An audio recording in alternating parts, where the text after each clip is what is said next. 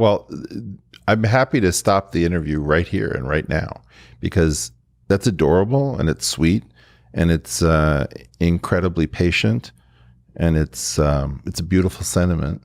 But I also feel like I sat through all of the wars and battles to get your ideas into the world. And I'm not funding that program. Does it sound to you like I'm surrendering? No, it sounds to me like you're boring me. Like, this is really uninteresting. If I think about what actually happened, yep, this is a mistelling. This is not even honest. Okay.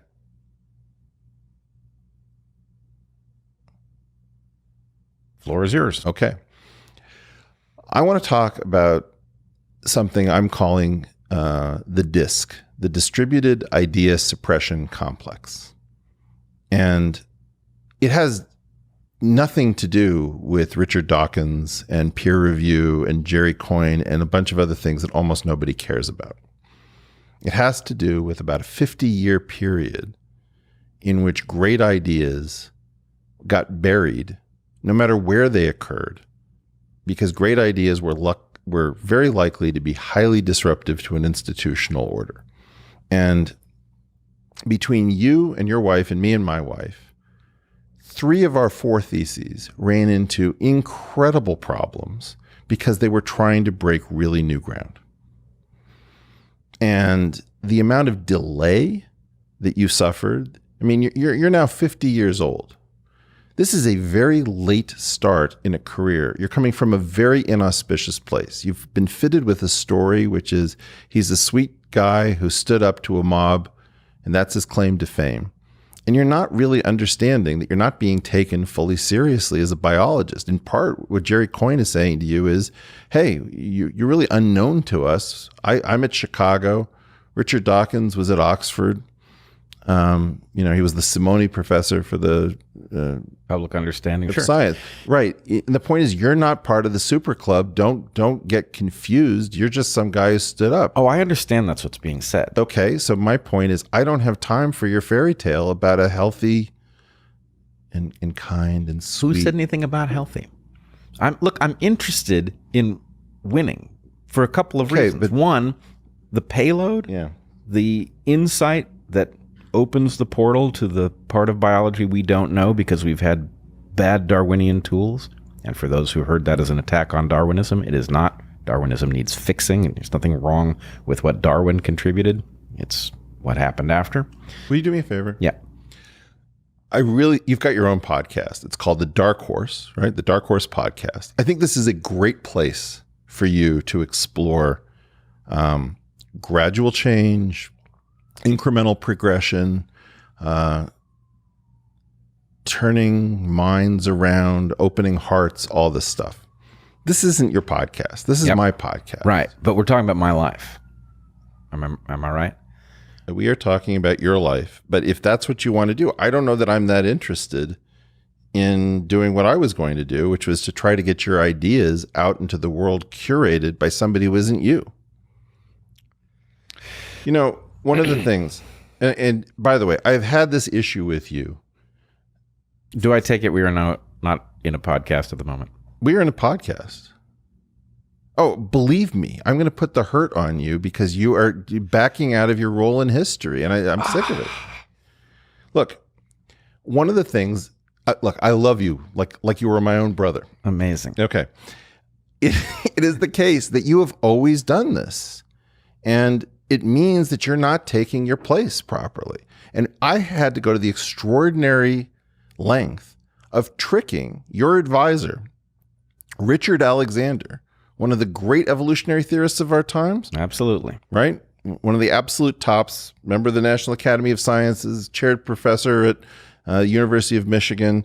I had to trick him into writing a letter of recommendation for you so that we would have some record as he was getting on in years of who you actually were, because I knew that Evergreen was not going to be, it's not part of the game. It's true. Okay. Here's what he had to say about you. Bret Weinstein may well be the brightest graduate student I have ever known. His thesis defense involved only one of his 4 thesis chapters, and it alone was far more than sufficient as a thesis. I don't know anyone who knows more than Bret about not only a wide variety of topics in biological evolution, but the problems and possibilities of cultural change and the means of bringing people together in solving difficult problems. For 40 years, I held frequent, sometimes almost daily seminars with my doctoral students in evolutionary biology. While he was a student, Bret was a major element in all of those seminars. When he spoke, there was almost always respectful silence, even when he was junior to most of the people involved. Bret's thesis topics are so significant and timely, and so well treated on the lifetime patterns of humans and other species, the function and importance of telomeres in explaining lifetimes as hedges against cancer, and several other important topics such as species diversity and sexual selection, that he dramatically converted on the spot two reluctant, and by the way, reluctant is British understatement here, I will say mildly and skeptically evolutionist, members of the committee. I think that despite his youthfulness, in terms of the characteristics I listed earlier, Bret is the best candidate. You were the #1 student of Richard Alexander, who ended up at the Evergreen State College, which was a giant mistake. And it was always a mistake. You should never have been there. I was completely right. I'm sorry to be overbearing about it, but like, how many years did I tell you got to get out of that place? Well, look, first of all, Dick was very clear with me about the fact that were he trying to compete in the modern academy, he did not believe he would have succeeded. And he was clear about the fact that there was no good solution to the problem. So, you know,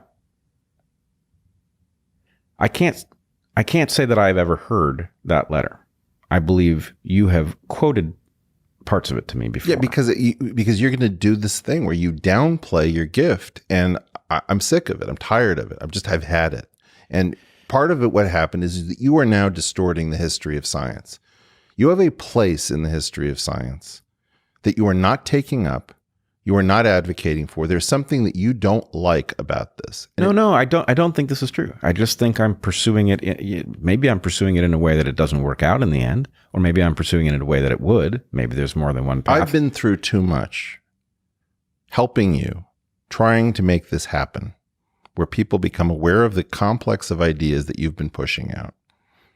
And my feeling about this is that you maintain this very beautiful, very calm position, and it's enough already. Like you have a story, and that story is an explosive story. I mean, I'm happy to bury this podcast so that nobody ever hears it, but I want to actually explore the truth rather than this extremely good for you, high fiber, low sugar bowl of granola. I just don't think that's where we are. I've been very clear and very public about the fact that I think my entire field is spinning its wheels, that they've gotten caught by a few bad assumptions, and that they are spending decades in the weeds for no good reason, that there is a way out, that I didn't know what it was for a long time. I did figure out what it was, and getting their attention on the question of what they're doing wrong is a Herculean task. I've made that clear. The question is, what is the best use of the opportunity that I've got, the cards that I hold? And we have a difference of opinion about what that might be.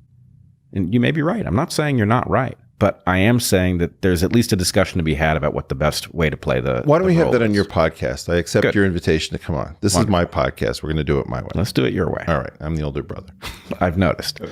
I have the ultimate Marsha problem. All right. Bret, this is not the story of your career in your life. What happened is that you got stuck at the University of Michigan for a very long period of time because you made people very uncomfortable. What he's saying in that letter of recommendation is that you wrote 4 different theses, so far as I can remember, and they were on widely different topics. Furthermore, here's an interesting one. No one that I know of, despite the amount of discussion that's been spilled in ink over Evergreen, has put you together with the hero of a book called The Tapir's Morning Bath that appeared years earlier.